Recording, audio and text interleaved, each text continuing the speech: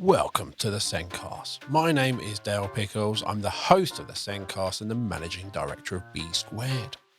We started this podcast around 5 years ago as a way to help improve knowledge around SEND. Yes, there is lots of stuff to read, but we're all very busy and we do not have the time. Everyone working in schools need training and support around SEND, but the funding isn't there to achieve this. And this podcast helps solve that problem, and it's also a great way to get that same consistent message to schools and parents.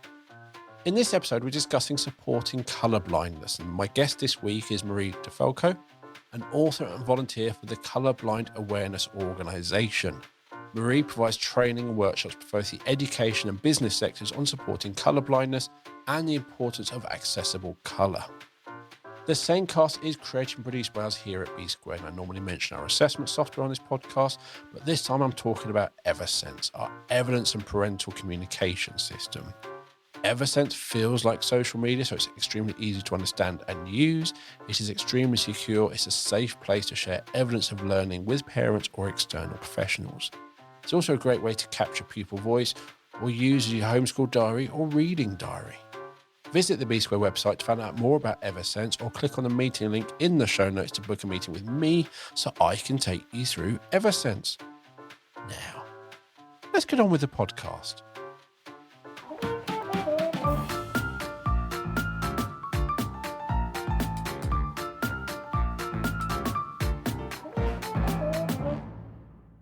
On this week's show, we're discussing supporting colour blindness. And my guest this week is Marie Difolco, an author and volunteer for the Colourblind Awareness Organisation. And Marie is a mother to a severely colourblind boy whose condition went undetected for longer than necessary. And Marie provides training workshops for both the education and business sectors on supporting colour blindness and the importance of accessible colour. Welcome to the show, Marie. Thank you for having me. You are welcome. In preparation for this podcast, you sent me a lot of information, including a PowerPoint presentation that you use when talking about colour blindness. And it showed me that I really don't know much about colour blindness. Even before this, I said, I know this. You went, no, that's not true. So I'm not going to say anything that I know because it's all wrong. So let's start at the beginning with what colour blindness is and what it isn't. Okay, well, when I started researching this subject and Googling away, I realised that actually there wasn't a proper definition of colour blindness out there. There were lots and lots of definitions, and they were all slightly different. And I didn't like that. And I actually think we need to move away from that. And if there's anybody who publishes dictionaries out there, come and see me, because I really do think we need a proper definition. My definition is this: colour blindness, or colour vision deficiency, CVD as it's sometimes known, is a visual impairment. And it's a non-visible disability characterized by the inability to perceive colours in the same way as those with normal colour vision. And it manifests as a problem It manifests as a problem distinguishing between many different colours and shades. And that's my definition. The important bit there is it's a disability to me. Absolutely. And I think people are very unclear about this, but it very definitely is a disability. So if anybody is colourblind, they are missing some of the genetic material that allows them to see colour in a normal way. So they have missing or faulty cones in the back of their retina. So it's most definitely to be defined as a disability if you're looking at how disability is described in law. Because it's not a case of the brain is receiving the full colour and then forgetting a bit of it. No. Or the wrong colour, it's and then getting it wrong. It is missing the information and then processing what it is given. The eyes don't have the ability to see colour in a normal way, so the brain isn't able to interpret the right messages. So let's get into colour theory next. So I know from computing that and printing that everything is made up of RG and B, red, green and blue. Mm-hmm. And in the computing world, you can have 16.7 million shades using 256 shades of each. So it's all those bit of green, bit of blue, bit of red. Mm-hmm. And colour blindness is, as I said, my understanding is when you lose one typically, but you said no, there's no typical, is there? So I have tried to describe colour blindness in my book in a very, very simple way, because what I discovered when my son was first diagnosed is there's a lot of in-depth scientific information out there. And I read lots of books that were really far too complicated for me. And I grappled with how does he see? What is going on to make him see colour differently to me? And this is how I describe it in the book. So normal colour vision, somebody with normal colour vision like you or I, we have 3 sets of cone cells in the back of our retina, the back of our eye. Now, each of these sets of cone cells are sensitive to different wavelengths of light that correspond to various colours on the visible spectrum.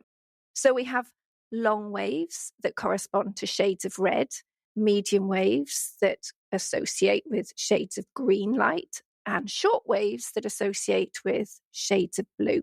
So that's how somebody with normal colour vision would see. They're seeing using these 3 sets of cone cells that are contained in the retina at the back of the eye. And so once you understand that, I can then break down to tell you what happens when somebody is colourblind. So what causes colour blindness? Well, essentially, one of those sets of cone cells is faulty. So they're likely all to be present in most colourblind people, but one of those sets doesn't actually work in the usual way. So the faulty set, if you like, can't give the same response as normal cone cells do to all light waves.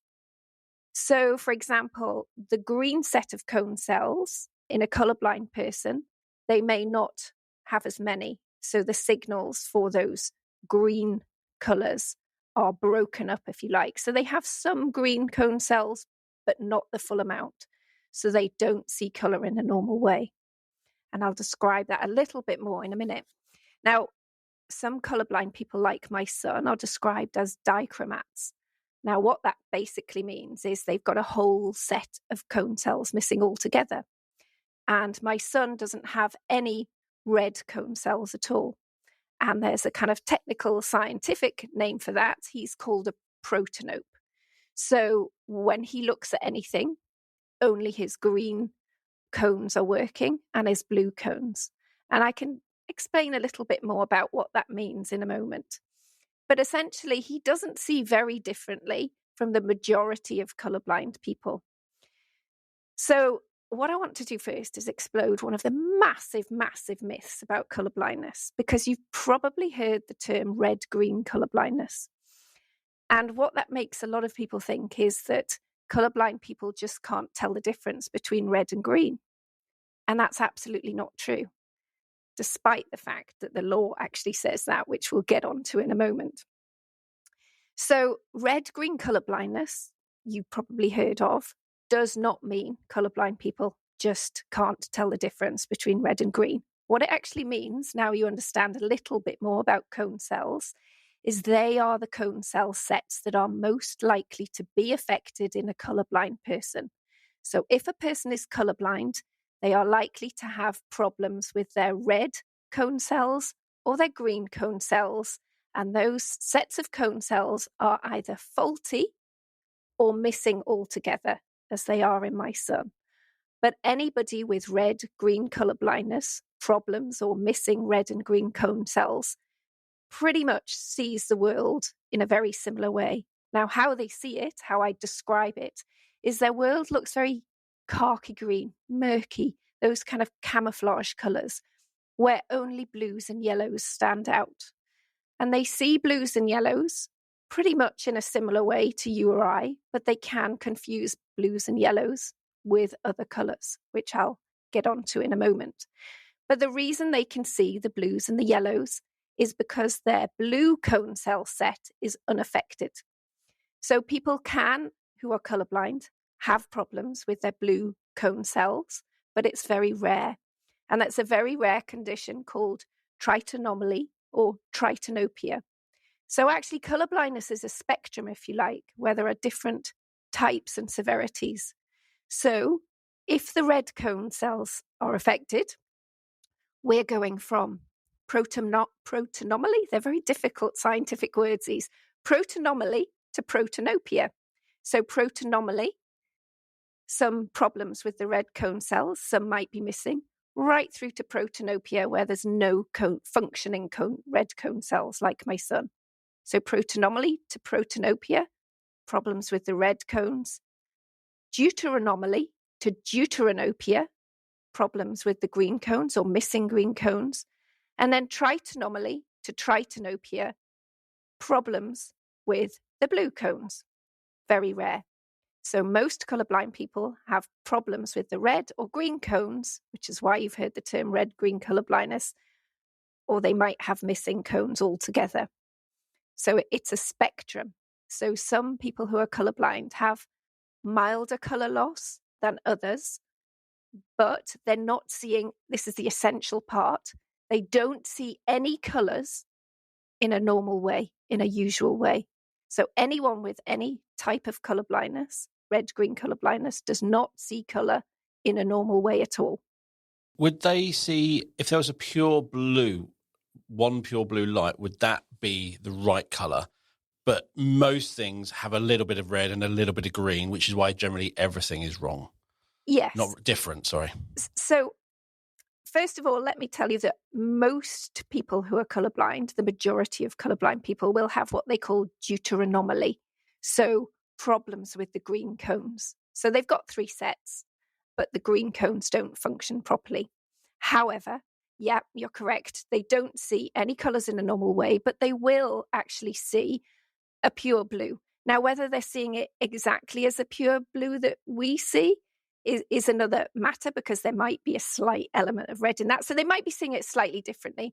But here's a little fact thrown in. The Facebook logo, that's actually blue. And the reason that's blue is because Mark Zuckerberg is actually colourblind. And he once said that he made the logo blue and he wanted all the logos to be blue because he sees the whole of blue. He sees it as a solid, bold colour. And that's because of his colour blindness. Blues and yellows will stand out to him.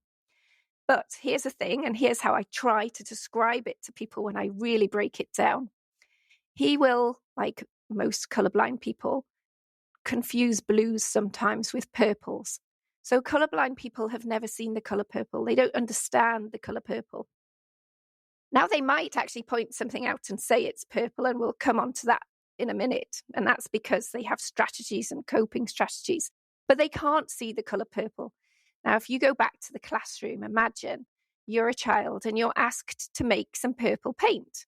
So you have your blue paint and you're going to add a little bit of red paint to the blue, and that will give you a lovely purpley colour.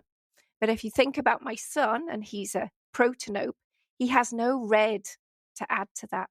So he can't make the colour purple. His brain cannot interpret that colour because his eyes have the missing genetics. So for him, when he starts adding this red paint, which is just some different He's colour, just not seeing that part of the light spectrum. Yeah. it will still look blue.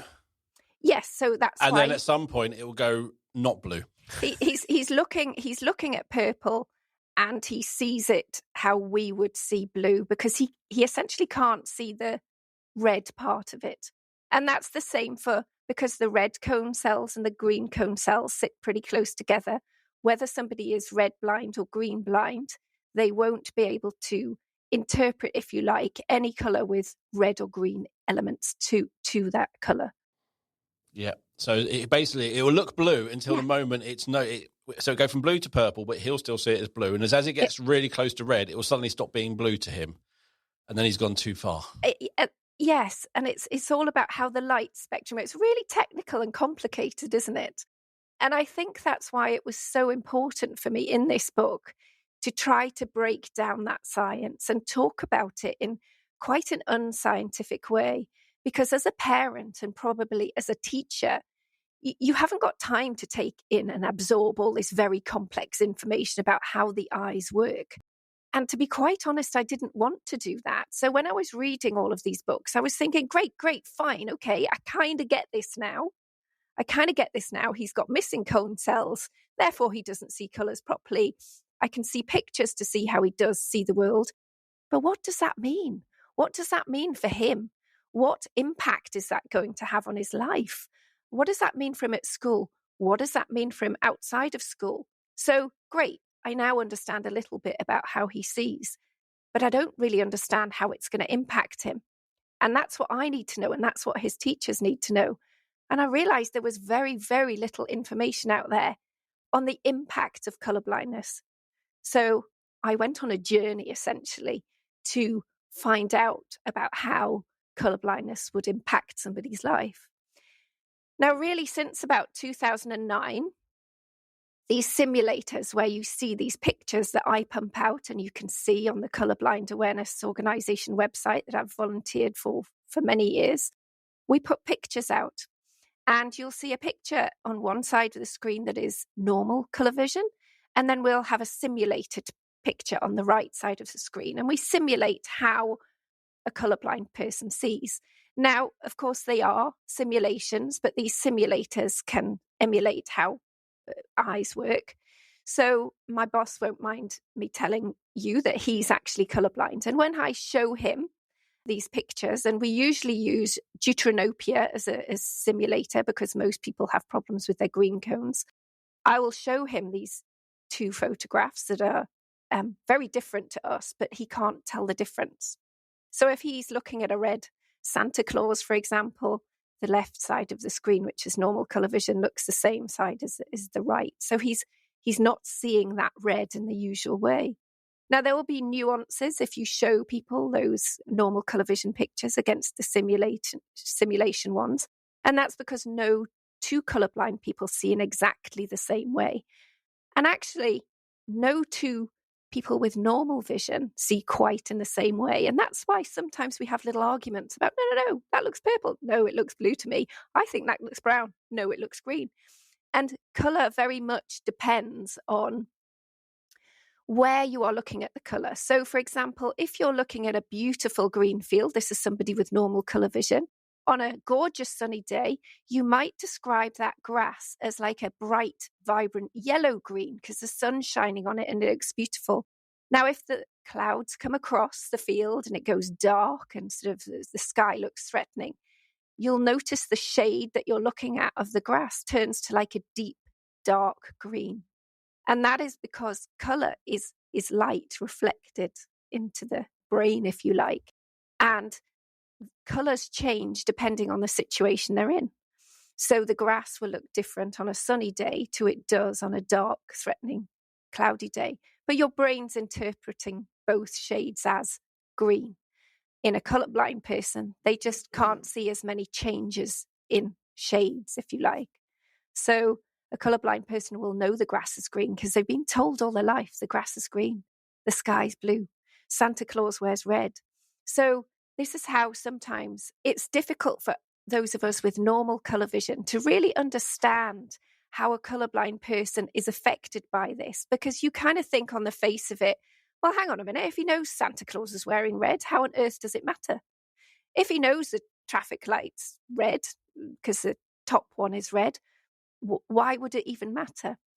And we can talk a bit more about that in a moment, because it really, really does matter. And it doesn't just matter to that person with colour blindness. It matters to you and I. It matters to industry, to business, because colour blindness not only impacts the lives of colourblind people, it actually impacts sales figures, outcomes, safety. And we can go into that in a little bit more detail in a moment. So we've discussed what colour blindness is. How many children, how many people are colourblind? How many were we talking? Well, actually, millions and millions. So if we're looking on a worldwide scale, there are 300 million people that are colourblind in the world. Now, that's massive, because if you actually think about that, that's about the same as the whole of the population in the United States of America. So we're talking about vast amounts of people worldwide with colour blindness. Now, that equates to about 1 in 12 men, 1 in 12 boys, 1 in 200 women, and we'll go into a bit of detail in a moment why men are more affected than women. 1 in 7 women will be a carrier of those faulty genetics, if you like, as I am. So I didn't know I was a carrier of these faulty genes until my son was born colourblind. In the UK alone, there's 3 million people have colour blindness. 3 million people. And when we delve into a bit of detail about that, this is not only something that affects a child's education, but it affects people when they leave school. It actually has an impact on the jobs that they do, how safe those jobs might be, how much people might actually sell on their websites if they've got colour pickers, or they're asking somebody to select seats based on colour. Colourblind people will just shut down, move away, go somewhere else if you're not making colour accessible. Now, one of the big figures for me, which I've actually put the hashtag on the front of my book, 1 in every classroom, hashtag 1 in every classroom. So how this actually sort of works out with 1 in 12 men, 1 in 200 women, these 300 million people worldwide, that boils down to 1 child in every average co-ed class of 30 children will have colour blindness. But the scary truth is when you speak to most teachers, some of them who have actually taught for many years will tell you they've never taught a colourblind child. They've never had one in their class. But sadly, that's because they just haven't been able to identify them. Now, I want to point out here, this is not the teacher's fault. So let me tell you the story of my child and what happened to him, because this is playing out across the country for millions of children, hundreds of thousands, 450,000 children in our education system today have colour blindness, yet most schools cannot identify many of the colourblind children. Why? Well, in 2009, based on something called the Hall Review, colour blindness was removed from the Healthy Child Screening Programme. So the NHS tests all children are offered at the age of 5. Now, you might remember, and I do, looking at what they call an Ishihara test plate. So the plates of coloured dots, which actually are a test to see if someone's colourblind or not. That was removed quite quietly from the Healthy Child Screening Programme. And parents weren't really informed of this. So that when my child was screened at school, I assumed, because the letter I received said they were testing for all common eye conditions and visual impairments, I assumed that the dotted plates that I had at school were still part of this test.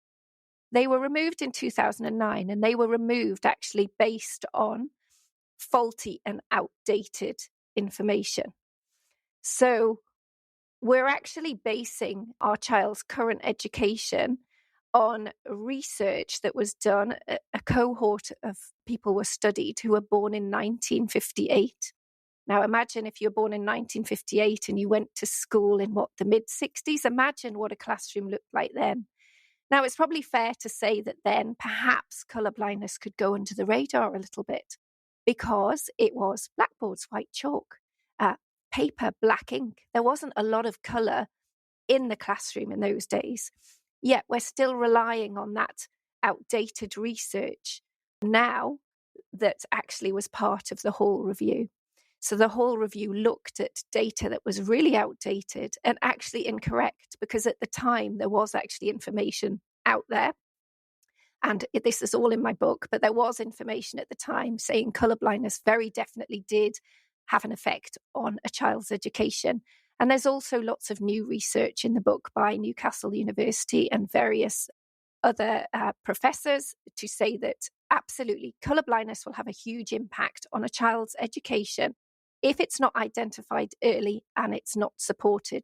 Yet we're in a situation now in the UK, and the rest of the world's pretty similar, where most schools cannot identify many of their colourblind children because the screening was removed from the NHS eye test. Not only that, now here's the thing, in England, opticians do not have to screen for colour blindness when a child is presented to them unless asked. In Scotland, that's different. Under the age of 16, opticians do have to screen for colour blindness. So there's all these kind of, I guess, the sort of legislation is all a bit of a mishmash and all of a bit of a mess. But what that means is that colourblind children are not being supported. So let me tell you the story of my child, because this is repeating time and time again. And we're not really in a different situation now, 10 years on, than when he was actually first diagnosed 10 years ago. So he is almost 17 and he was almost 7 when he was diagnosed. But actually, when he was first diagnosed, he wasn't even diagnosed properly. So he'd been in a lovely village first school where was about 150 children, one kind of average co-ed class per year group. And he was doing extremely well at school. He was very articulate, very early talker, very good at maths. And if I rewind right back before we knew about his colour blindness, because there was no history in our family, so there was nothing I was looking out for, and he seemed like a very normal, healthy, active, interested child with no other send. And I remember going to his nursery classroom, and it was an open day, and he's my eldest child, and we were really excited. And looking around the room, and the teacher showed me some little kind of basic tests they'd been doing. And there was a colour identification test that he'd been asked to do. And there was a tick next to the red square and a tick next to the green square. Great, he'd identified those colours. As many people with red-green colour blindness can sometimes tell the difference between red and green, even though they're not seeing them like you or I. But next to the purple square, there was a great big cross. And I remember thinking, gosh, that's really odd. Why can't he identify the colour purple? Now, at the time, he wasn't quite 5, but I remember thinking, well, I'm not really big on purple at home, not got lots of purple in my house, not a colour I really wear very much. So perhaps, give him the benefit of the doubt. He's not quite 5, so he hasn't identified the colour purple. So I moved on. And the only other thing in that nursery visit was the children had been asked to do a self-portrait. And there were some beautiful self-portraits around the room. And the kids had done an absolutely amazing job for kids of 4 and 5. But my son had painted a great big blob, square black blob, and just smudged it all over the paper.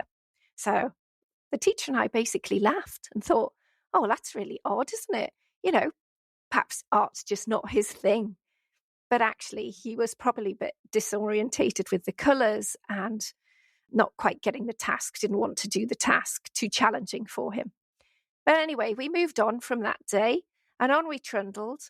And obviously, in his reception year at school, he was offered the standard NHS eye tests. And as a dutiful parent, I said, okay, yep, he can have those eye tests. And when I was standing in the schoolyard, and this still story's all in the book, he came running out after these eye tests on that day with a slip of paper. And I remember thinking, that's really bizarre. I wonder why he's got a slip of paper and they want him to be retested, because I don't feel he's had any problems looking at words or reading or struggling with his eyesight, watching the TV at all. This is bizarre. But again, dutiful parent, I looked at the list. And I thought, okay, they're asking us to go for another test at another optician's to double check his eyesight. So we went along, beautiful sunny day, eating ice creams. I remember this day vividly, but it makes me really upset and angry now. Because we went in for that test with this local optician and they tested my son's eyesight again. And at the end of that test, the optician said, oh, he's got perfect 20/20 vision, absolutely nothing wrong with it. And here the labels start. He was just probably messing around in the school test. Now, I know now that probably some of the colours were distracting him in the room, and the way the room was kind of darkened probably stopped him seeing some of those letters on the board, and the board might have been shiny. He wasn't messing about. He was actually severely colourblind. But we left that optician's, me as a parent, thinking, my child has perfect 20/20 vision. He's just been a bit naughty. So on we trundled. And then it was probably about a year later. I have a daughter as well. She's a couple of years younger. I remember sitting thinking, oh, this is a nice cup of coffee I'm drinking. It's lovely and peaceful. The kids were playing. They were drawing out in the conservatory. And then my son came running in and he was holding a bright orange felt-tip pen and a bright lime green one. And he ran into the room and he said, Mummy, is this orange or is this orange?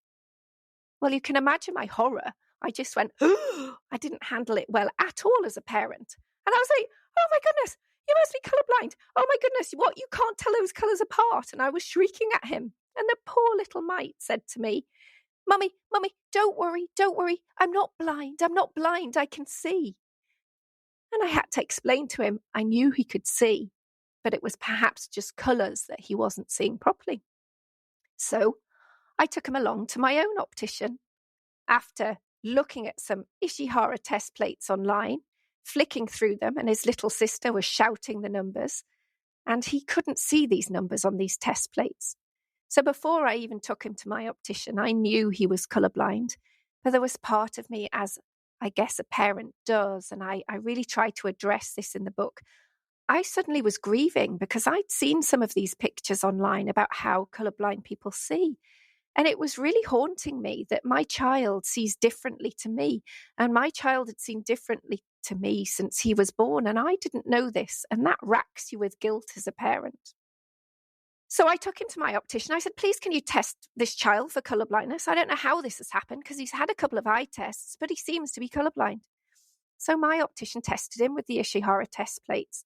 Now, I can only describe this meeting or this test as the optician didn't particularly seem worried, bothered, or even interested. But I don't think actually, even on optometrists' courses, they don't go into great depth about colour blindness, and they certainly don't go into great depth about the impact of colour blindness, which is what is most important here. So the optician said, oh, yes, he's colourblind. And he gave me a letter after me some badgering because he wasn't going to give me any information. He said he had no leaflets. He wasn't going to give me a letter for school. They don't normally do that. But I pressed him.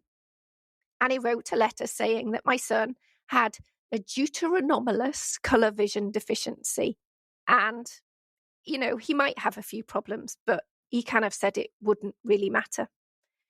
So I took this letter to school and I showed it to his headmistress and I said, or to his class teacher first, and I said, he's colourblind. Now, the teacher looked as horrified as I was. She's like, no, really? How on earth have we not known this? I said, I don't know.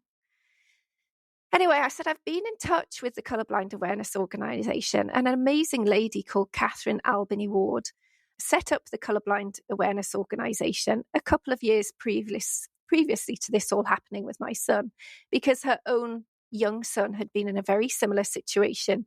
And she was equally horrified that there was no information out there on the impact of colour blindness or how it could impact a child's education. So she'd set up this amazing website and we talked on the phone one night for about 2 hours. And I thought, I have to help this lady because clearly there's lots of myths, lots of misunderstanding out here and huge problems, and schools cannot identify their colourblind children. So we talked for ages and ages, and then I went back into school and his headmistress got involved. And I said, well, do you have any other colourblind children in this school, co-ed school of about 150? Because statistically you should have. And she said, oh, no, don't think so. Can't remember another colourblind child or having one. So I now knew that these tests had been removed in 2009 and children weren't being screened. The headmistress was amazing. And she said, well, let's get the Colourblind Awareness Organisation up. Let's get her here. Let's get her up to talk to the school. Let's find out more. And the top and bottom of it is she screened the school and she found 9 more boys with colour blindness in this school that they didn't know they had. Now, that's quite frightening. And actually, it told those teachers a lot about those children that they didn't really understand before. So some of the issues and the problems that they'd been having, they hadn't put down to colour blindness because teachers actually, through no fault of their own, receive no training on colour blindness whatsoever. It doesn't usually even get a mention on a PGCE course. And we actually need to change that. That needs to change. Because if this is something that's impacting 1 in 12 boys and 1 in 200 girls, teachers need to have the skills and the tools to be able and the strategies to be able to support colour blindness in the classroom, because it actually affects the whole curriculum. The whole curriculum. And it's interesting because, as you said, the research back in the 1960s, it was black and white. And even going into the 60s and 70s, textbooks would have been black and white, which meant none of the questions in any of it would have related to colour. I remember doing SDP maths, wherever it was, when I was at school. And it was like, I remember things being black and white. The images were all black and white. So there was it was quite easy. It was how many oranges, how many bananas, how many this. But now we live in a world where loads of things are colour. Absolutely. It's like, right, how many red pencils are there? How many green pencils are there? And how many blue pencils are there?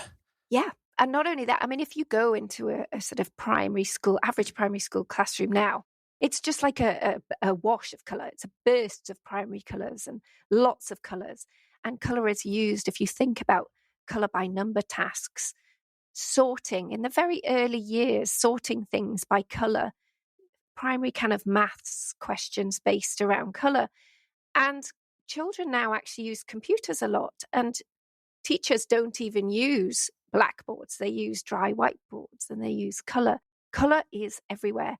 And we're even on the verge of kind of digital exams, which is a real worry going forward for colourblind children.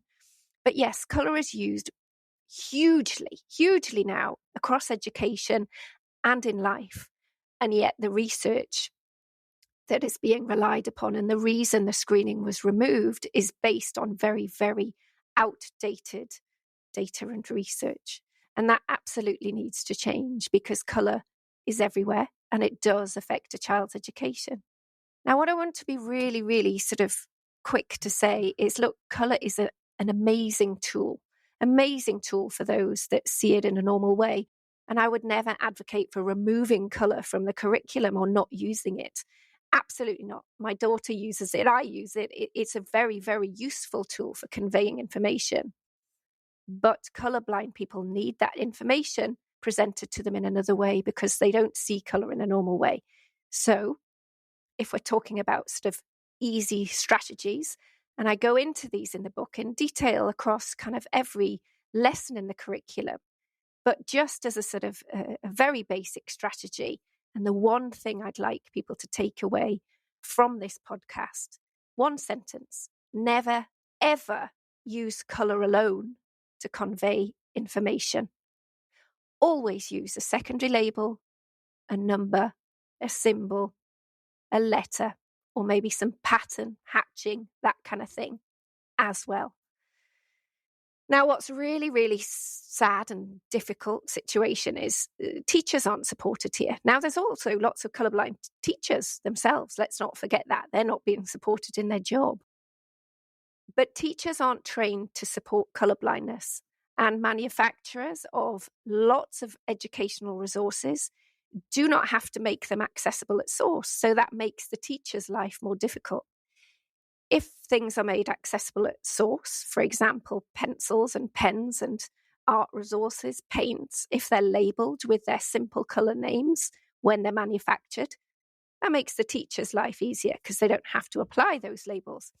If colour tasks, colour-based tasks in books and graphs and charts, if they also have added symbols as well, the teacher doesn't have to adapt those resources. But there's no laws, there's nothing to say that these resources have to be accessible in the first place. And if manufacturers understood, and employers understood, and any organisation understood, they would be able to make colour accessible at source very easily so that they are not missing out on sales. They are not having people turn off their television or alienating people because of how colour is used. But unfortunately, we're even in a situation where on public exams, not so long ago, GCSEs, A-levels, there's actually questions, colour-based questions, that would lose colourblind children marks in exams. Now, the impact of that, so maybe they lose 2 or 3 marks, but the impact of that could be they miss out on the university place of their choice. And that's horrific. And also, there's not really any careers advice. So I found out now with my son, who obviously he's 17 now, so he's looking at things further on than school. And the careers, he filled in a little careers form recently, and he ticked the box to say he was colourblind. But actually, the electronic kind of results came back and it said it would have no impact on his employment. But of course he will. He has a disability. Now, there's all the emotional kind of stuff that goes with that and the self-esteem issues. So he's kind of been told, not him personally, but lots and lots of hundreds of thousands of colourblind children who either haven't been identified or they've not been supported properly because teachers don't have that right training through no fault of their own. But they're then moving into the workplace. And actually they're moving into the workplace with a condition that either hasn't been identified at school, so they might not even know they're colourblind yet, and they might have a test in the Navy or the Army or to be a pilot. And what a horrific way to find out that you're colourblind, because many colourblind people do find out in that situation. And we can discuss how colourblind people might not know they're colourblind in a minute, but many colourblind people do not know they have colourblindness because they're born like that, and they don't understand what they have been struggling with exactly until they're diagnosed. But imagine being a child going for a job, and it could be something like engineering. I work in an engineering company, and my boss is actually colourblind, and he uses software all day, every day that he has issues with. But imagine being that child who's just left school and you're going for your first job. Do you declare this disability, this visual impairment at interview? When you're already nervous about getting a job, do you tell the employer you might have issues with their software? And let's face it, every job now uses a computer, really, some sort of online tools. So do you tell that employer you might have problems, or do you keep that to yourself and maybe tell them later? Either way, you could come a cropper with whether it's making an error that you just didn't see, or it could actually involve something to do with safety. I was thinking lots of restaurants, you have colour-coded chopping boards for different types of food, for food health and safety. You do? And at home we have 4, but they've also got pictures on them. So like you were saying, don't just Great. rely on colour. I'm That's like, great. amazing. But That's amazing. At the youth club, there is nothing. There's just a line of chopping boards, different colours, and on the wall it tells you what board is for each colour. And you call it's the 4th one down, it's that. And you look to the left and there's a line and you've got to work it out. So you might use the wrong chopping board. Yeah. And even as I'm looking at my document in front of me, I highlight important information in red. Lots of people do. Here is some key bit of information in this email. Do not miss this. I'm going to highlight it in red so it's really obvious. Absolutely. Unless I don't see red. Unless you don't see red. Now that happens in schools, and in actually textbooks and resources, keywords, nouns, maybe something like that in red.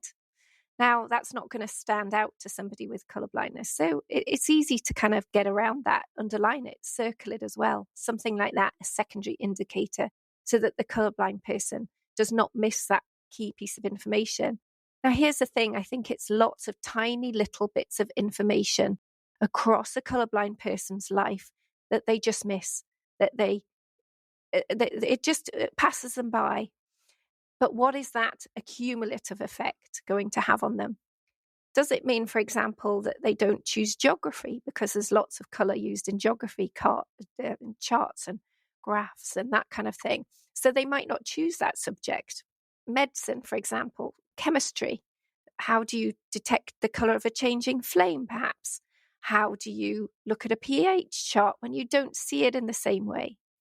Now you can get around that by perhaps having a child has normal colour vision to work with a child that's colourblind, a colour buddy.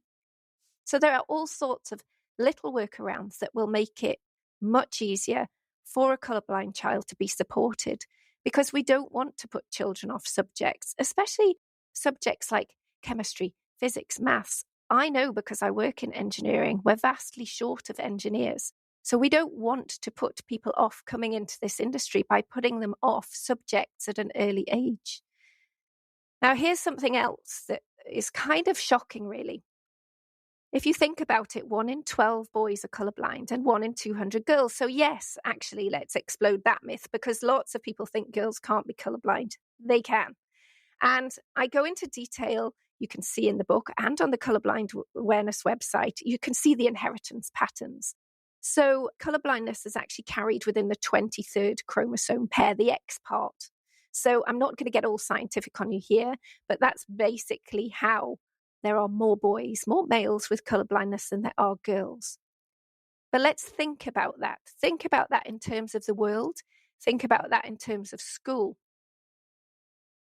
We have got a situation, really, where we're placing boys constantly in a situation of indirect sex discrimination because of the way colour is used to convey information. So there are far more boys than girls with colour blindness, and all of the teaching methods we use that use colour are placing boys at more of a disadvantage than girls because more of them are colourblind.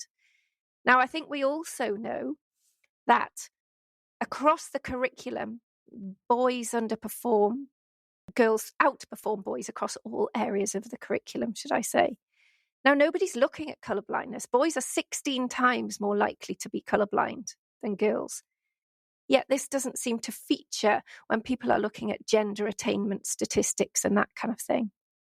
And so this is really something that I think needs to be addressed and we need to look at, because we very much have a situation where we're placing boys at a bigger disadvantage than girls, right from very early years in nursery, when we're asking them to sort things by colour and choose things by colour, select things by colour. So that impact at a very early age, the impact of not identifying a child early, their self-esteem is crushed, their confidence is crushed. They may be labelled as naughty or distracted, or maybe even labelled or misdiagnosed perhaps casually as having other send, when in fact actually they're colourblind. I was looking on you. One of the things you sent me was your Facebook page, and in the run up to Christmas, when we were recording this episode, there was a picture of a child with, I'm guessing, Rudolph, because it has a reindeer with a red nose. Yeah. But if you can't see red, and you won't be able to identify who Rudolph is. No, you won't. Now, I think, that's quite sad for a parent to understand that. And actually, I think there's no research on the kind of self-esteem and emotional side of it. But let me tell you another little story about why I think this needs to be considered and researched. Because it's not just about kind of how a child might negotiate the work in their textbook. How would you feel if I told you there was an elephant in the corner of the room, but you couldn't see it? But I said, you've just got to believe me. You've just got to believe me, but you can't see it because you're not able to see it. Purple elephant, perhaps, can't see it. So there was a day several years ago where myself and my husband and my two kids, they were in the back of the car, and we live in a reasonably rural area, and we were driving on a sunny day past the most amazing field of poppies. And it looked so stunning, and it went on for miles. And myself and my husband and my daughter were going, oh, wow, that looks amazing. That looks fantastic. It looks so stunning and beautiful. And my son was just totally and utterly silent. And then he said, what are you looking at? And that really, for a parent, is actually quite sad. But also, I think teachers need to think about that emotional impact. Why is that child at the back quiet? Is it because they're just missing that moment that we would think of as a wow moment? Christmas trees. So I am very big on lovely Scandi stuff, or I always was, lovely real tree with all the sort of red and white decorations on it. And then I realised one year that my son wasn't really getting this wow impact from this, what looks to him essentially a brown tree with brown decorations on it. It's not very wow. A bit like he didn't get the poppy field moment wow. So now he has his own little white Christmas tree with silver baubles and blue lights on it, and he gets that wow impact like we would get a wow impact from seeing a normal Christmas tree. Now, that might not matter to some people. Some people might not care about that. I do as a mother. I really do. I think it's an interesting field to study in terms of a child's education and how they might be feeling. We all love a Christmas tree. You can see it in all the films. They always have that slow-mo when the Christmas tree is revealed. There's always that, wow, that's a big, or that's beautiful, the decorations. And yes, for a child not to get that same hit, it's just one lot of brown with some lights on. It's like, yeah, I don't get it. Mm. But for you to change it to a white tree with silver baubles and blue, now the child can see it. Now they're getting it. And it's that hit when you watch a Christmas movie and that's Planet Christmas Tree. It's a moving moment. It's emotional, and your child wasn't getting that like we were. Yeah, and so to give him a bit of huge. that experience is, for me, quite amazing. Now, even if you don't think that matters, it matters in terms of how a child is studying, how they're able to do the work that you're presenting them with. Colour by number, for example. So there was one task that we looked back at once we knew my child was colourblind. And this is actually in the book. And he'd done a balloon exercise. There were balloons on the piece of paper, colour the balloon with the highest number blue. And he'd picked up a purple pencil, and you can see he'd started colouring the blue one purple. Now, coping strategies. He may have observed, or the friend next to him might have said, "Oh, hey, you're using the wrong colour." So he might have then picked up the right colour. But what would make a real difference in this instance is if those resources were labelled with their simple colour names. So if the pens and the pencils had the words red, blue, yellow, green on them, that child is then able to do that colour by number task because they're able to select the right pencil. As it was, he didn't, and he was marked down. And when we look back at that piece of work, his teacher was actually really sad and upset with herself that she wasn't aware he was colourblind, because the comment on that piece of work was really quite negative. And he just wasn't seeing colour in the same way as you or I. So we were presenting him with a task that wasn't accessible. So rather than him not being able to do that task and not being able to concentrate on the maths, because remember, his maths was very good at an early age, adding in that colour element actually distracted him from the maths and meant the task wasn't accessible to him. Now, what does that mean if the child is presented with task after task after task, where the task actually isn't accessible to them, but the teacher and the child themselves might actually just think they're not capable of those type of tasks? Because if a child hasn't actually been identified from a very early age as colourblind, a lot of colourblind people, when they eventually are diagnosed, will say they did feel different. They did think there was something missing or they couldn't get. But we're always told, aren't we, that, we can't be good at everything. So a child that isn't getting support might think that, oh, well, I'm just not as good at colours as the rest of people, just like some of us aren't as good at numbers as other people. But in actual fact, the task and the colour is not accessible to them in the first place.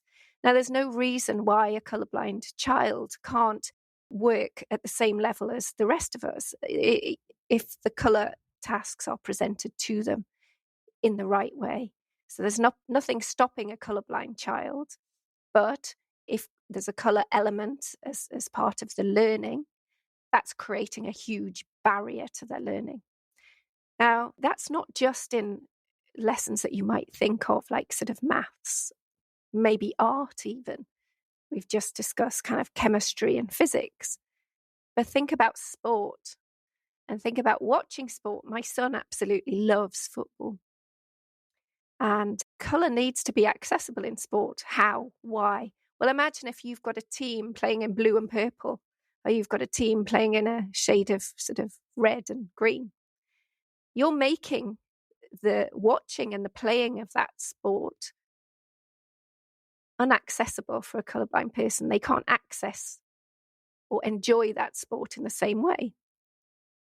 Now, if somebody's watching that on the television, they might be watching an Irish international rugby match or Ireland-Scotland. The teams are, is it Ireland and Wales? Come on here, help me out. I'm Ireland not and big on my Wales. rugby. Ireland and Wales. Ireland and Wales, red and green, traditional colours.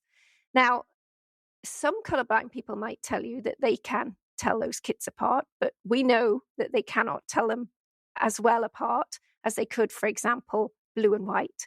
So that would make their enjoyment of the game much better, because even if they feel they can tell the difference between that particular shade of red and that particular shade of green, they can't tell them apart well. So that's going to actually impact players. 1 in 12 male rugby players will be colourblind, the same on a football team. So the playing of the sport gets difficult if you're colourblind, and essentially the kits clash. Watching that sport on the television or live as a spectator is difficult if you're colourblind. And 1 in 12 males in that stadium watching a match at a weekend will have colourblindness. Now, the sponsors who are sponsoring those matches, what colourblind people do, and we see this all the time on my social media feeds, They complain when there's a match like that and they switch off. Now, which sponsor wants people to switch off their television? 8% of males may be switching off their television. That's not what any sponsor wants. So this is how we have to look at colour blindness impacting the rest of us as well. You'll probably find that it's not, none of the people on the pitch are colourblind because they struggled in football and rugby when they were younger.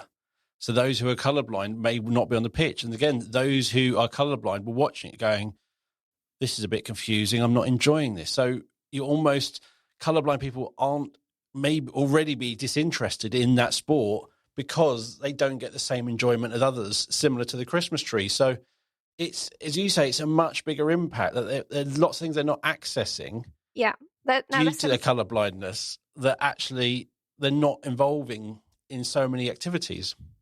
There's some research actually in the book as well that kind of looks at sport.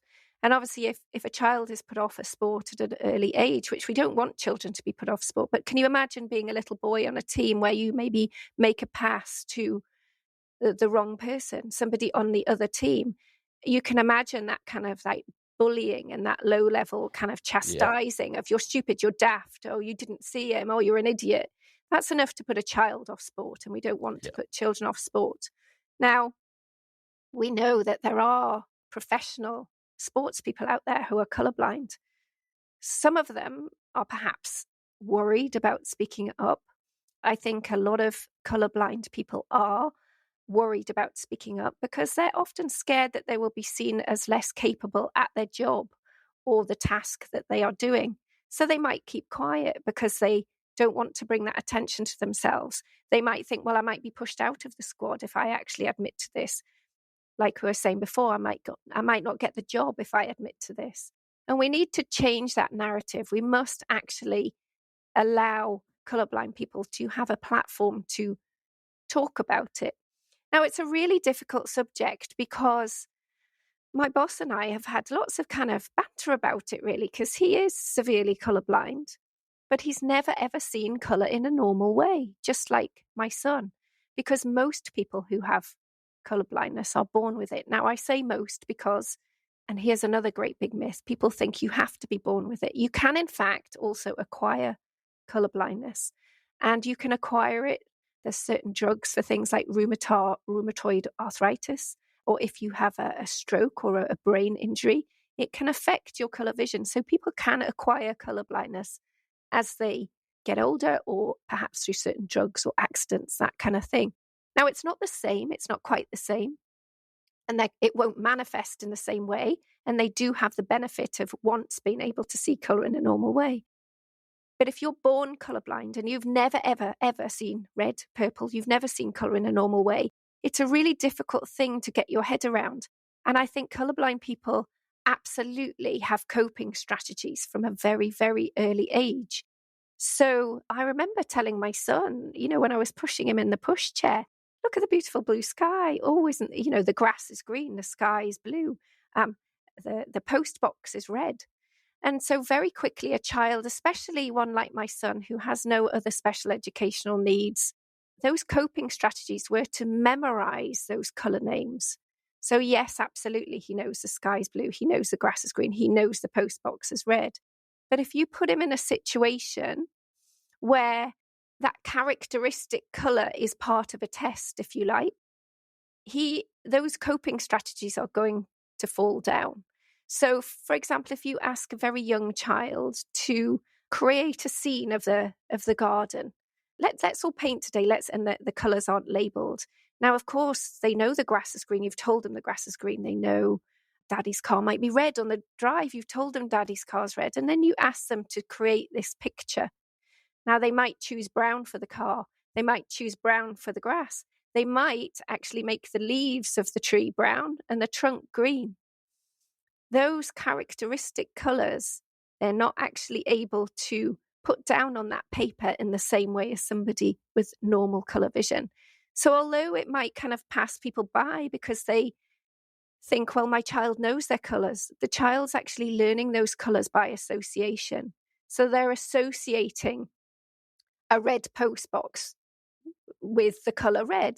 They're associating the grass with green, but put them in a situation where you ask them to paint the grass, then they can't select the right colour if that colour isn't actually labelled. So that is one of the ways that teachers can spot colour blindness, if you like, in the classroom. Is a child using a characteristic colour in the wrong way, in the wrong context? Have they coloured the sky purple? Have they indeed made a tree trunk green and the leaves brown? These are the kind of small things that you can look out for to spot that a child might be struggling with their colour vision. And then actually what a teacher should do is advise the parents to take the child to an optometrist and ask for a colour vision test, because in England they won't screen unless you ask sometimes. So ask for a colour vision test. And then you must get that in writing that the child is colourblind. Now, you won't know much about type and severity. The only reason I know my child is a protanope, because if we sort of rewind a bit, I told you that the optician wrote on the letter that he had a deuteranomalous colour vision deficiency, a mild green deficiency. Now, I now know that that was probably a bit of guesswork on the part of the optician, because the Ishihara test is not good for determining type and severity. And it was only when we took him for further extensive tests at Newcastle University we understood about his type and severity. But what I really want to point out here, because I don't want teachers to get bogged down with, teachers got enough to deal with. They do massive, hard jobs. They don't have to get bogged down with type and severity. Nobody does. What I want people to understand is that colour should just be accessible, full stop, because you will never know, because of the huge prevalence of colour blindness, you will never know whether there's a colourblind person reading your website, your audience, perhaps even in your classroom. So the key thing is here is to help everybody, every organisation, schools, teachers, understand how and why colour needs to be accessible, because those things just need to be built in if you don't want to turn people away from your website. Now I'll let you know something here, and you might want to cut this out. Let's see. You've shared so much information and you've touched on some of the myths, but one of the myths that I did not realize was a myth until you sent me the information is on Facebook and various others, you've probably seen a video of somebody who is colorblind being bought a pair of glasses and then putting them on and apparently seeing all the colors and getting very emotional. Apparently that's not actually what's happening, is it? It's not, and it makes me want to cry, because let me tell you this, I would not have written a book if I could have just spent £300 buying my child a pair of glasses to fix his eyes. So let me tell you this straight, but if you want to understand, there's research quoted in the book. These so-called glasses that are sold for colourblind people, if you like, or colourblind people are told that these glasses will help their colour vision. They're not a fix. They're not a fix. They cannot cure colour blindness. There is nothing. There is no app. There is no gadget, widget, whatever that will cure somebody's colour blindness. There's a lot of detail in the book about how these glasses do work or what they do. But essentially, if you were looking at a red rose against a lot of dark green leaves, they might sort of pull the red rose to the foreground and dampen the green into the background.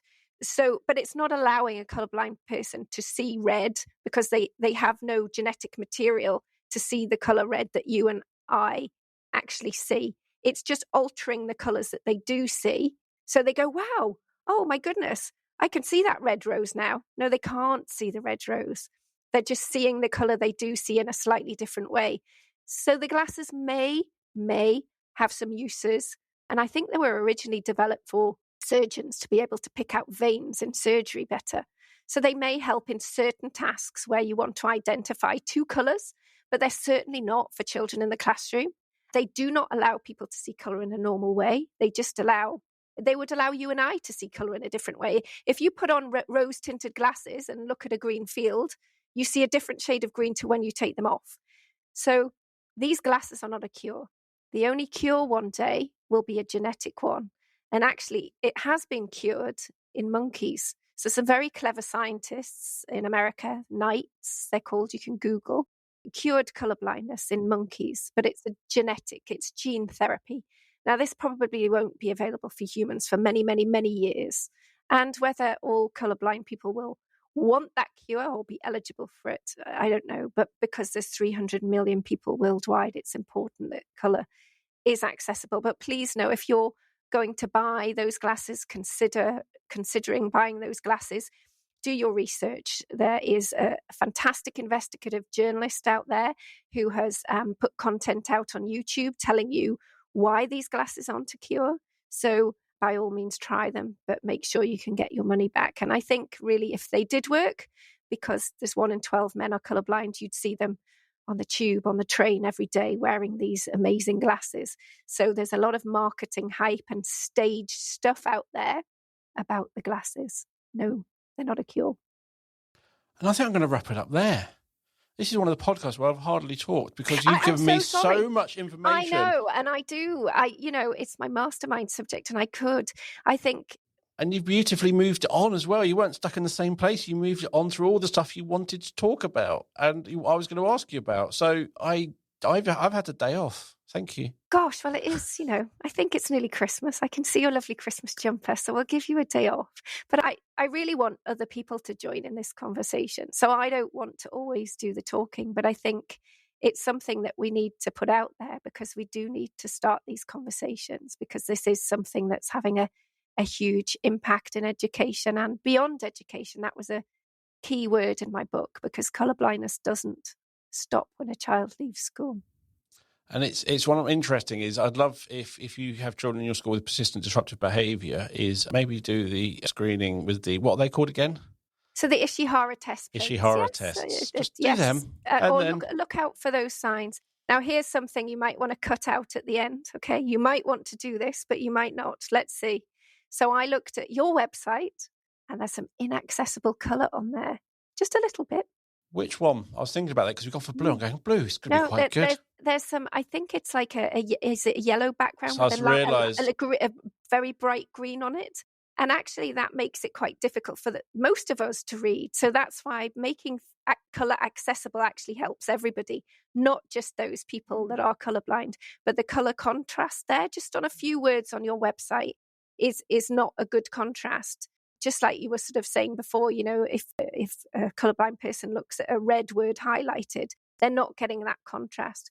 So we all have to follow what they call the World Accessibility Guidelines, and they're online for colour contrast. I think we've got lots of websites, and the B squared is blue, and I'm going, that will be fine. But the Zencast, the podcast is got a green colour, and that's fine. But most of it's accessible. I was very impressed, but I can tell you later the tiny bits that aren't, and I can help you fix them. That's fine. It's always learning because Zencast sessions, the main colour is yellow, and it'll be that which against some of the bright green background. Well, I do hope you learn. I'm not going to cut it today. Oh, great. No, what? No, we'll look into that. Thank you so much. Oh, gosh, you're welcome. Thank you for having me.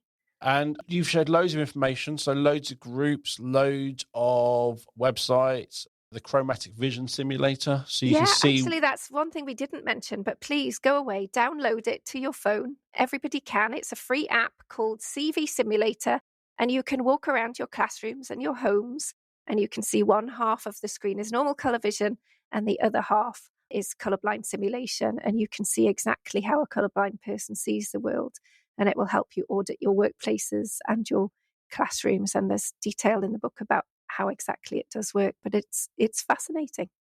Definitely. And also there's ways to contact Marie and support groups in the show notes, and as always you'll find the show notes wherever you listen to the podcast or on the Zencast website.